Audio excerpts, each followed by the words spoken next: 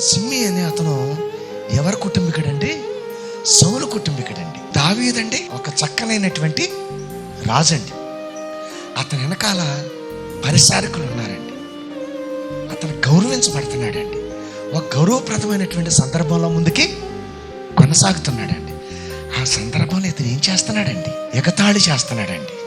కానీ సిమ్మి అలా కోరుకుంటున్నాడు కానండి, దావీదు నాశనం అయిపోవాలి, దావీదు వంశీయులు నాశనం అయిపోవాలని సిమ్మి కోరుకుంటున్నాడు కానండి, దావీదు మహారాజు ఇతని పతనాన్ని కోరుకోవట్లేదండి.